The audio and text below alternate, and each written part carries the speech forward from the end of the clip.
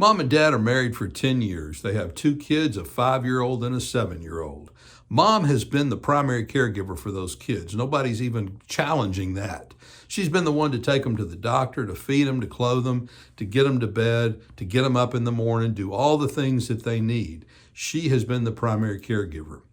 Well, after she files for divorce, Dad's moved out. He says, hey, I'd like to see the kids for the weekend. So she gives the kids to Dad for the weekend. Dad doesn't return the kids. Mom calls the cops. Hey, he's keeping the kids from me. They're my kids. And the cops say, they're his kids too. He gets to keep them, or you get to keep them. We don't get to get involved in that because there's no court order. We can't do anything. They're as much his kids as they are yours. See, the problem is there's no court order in place for the police to enforce. And until there's a court order, either parent or both parents have just as much right to the kids as the other parent.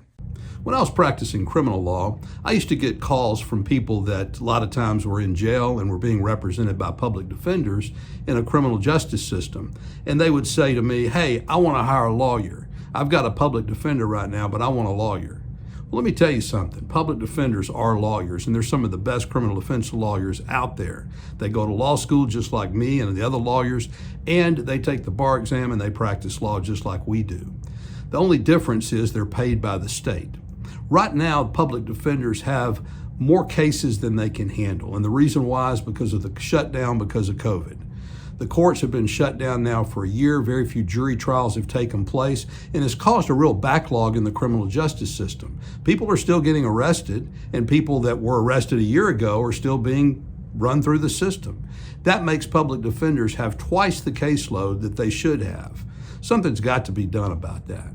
I was involved in a case a couple of years ago where the mother of 2 children lost custody of her children temporarily because of alleged drug use. What had happened was the father of the 2 children suspected mom was using drugs, filed a petition, sworn petition, stating that and that the children were being neglected. The judge read the petition, signed a protective custody order giving Dad temporary emergency custody of the kids, and setting a preliminary hearing 2 days out.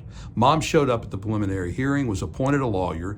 The lawyer and her conferred, and they agreed that she needed a drug test, and so they continued the preliminary hearing for 3 weeks.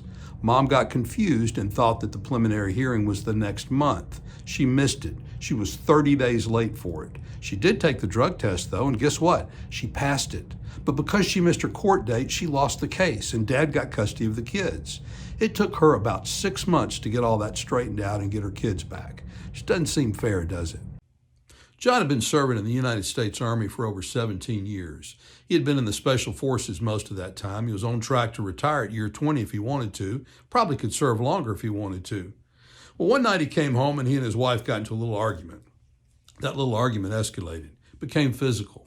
According to John, she came at him, began to hit him, slap him, push him.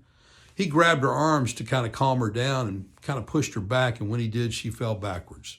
Police were called. They arrested John. They took him downtown, booked him, processed him. He got out the next day and they dropped those charges. The problem for John was that she pursued an order of protection.